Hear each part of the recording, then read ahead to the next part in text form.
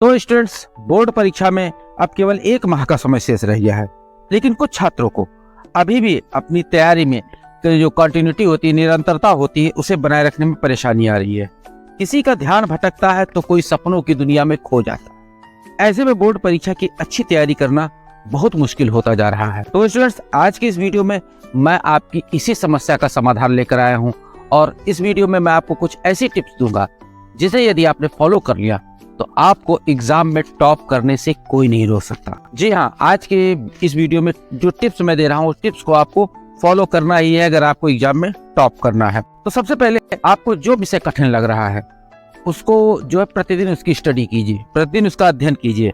और जिन विद्यार्थियों ने अपनी जो स्टडी है, अपनी जो पढ़ाई है वो पूरी कर ली है, तो वो अब अपने रिवीजन पर ध्यान दें, प्रतिदिन उसका रिवीजन जरूर करें। बहुत से छात्र जो इस समय पढ़ने बैठते हैं तो वो सपनों की दुनिया में खो जाते हैं, वो सपने देखने लगते हैं और अपना पढ़ाई का बहुमूल्य समय नष्ट कर देते हैं। और ये अधिकतर कई सारे स्टूडेंट के साथ होता है। तो उनके लिए कुछ टिप्स हैं। पहली है कि सपने तभी साकार होंगे जब आप परीक्षा में पास होंगे। जी हाँ, परीक्षा में पास होंगे तभी आप अपने सपने साकार कर सकते हैं। आपके थ्योरी के विषय है, इसलिए आपको क्रमवार और विषयवार अपनी पढ़ाई पर जरूर ध्यान देना चाहिए।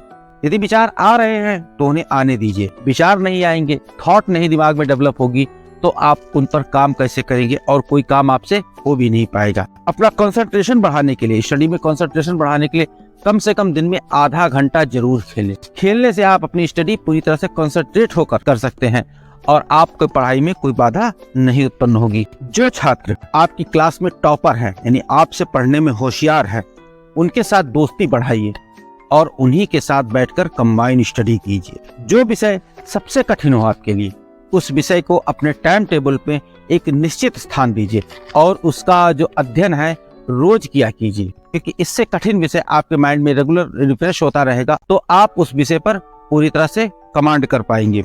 हर दिन अपने पढ़ने के समय में थोड़ी थोड़ी वृद्धि कीजिए।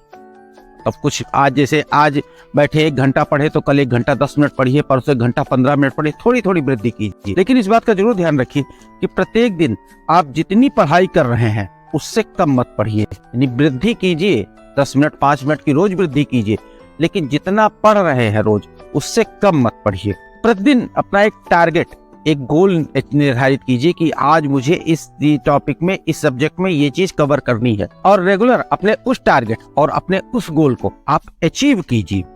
ये बात आपको ध्यान देनी जरूरी है। अपने मानसिक संतुलन, अपनी जो मेंटल स्टेज होती है उसको सही रखने के लिए जो गैर जरूरी बातें हैं उस पर ध्यान मत दीजिए। गैर जरूरी बातें मतलब कोई भी आपको डिमोटिवेट करना चाहता है या कोई कहता है चलो खेला जाए, तो इस पर आप बिल्कुल ध्यान न दीजिए। ये 1 महीने का गोल्डन समय है और इस समय आप जो तैयारी करेंगे वो आपके एग्जाम में बहुत ही मदद करने वाली है। और अंत में चलते चलते आपको गोल्डन टिप देना चाहता हूँ कि किसी भी विषय को बेहतर रूप से तैयार करना ही उस परीक्षा में टॉप करने का मूल मंत्र है, और इसके लिए आपको प्रैक्टिस करनी पड़ेगी। हर दिन उस विषय का अभ्यास करना पड़ेगा।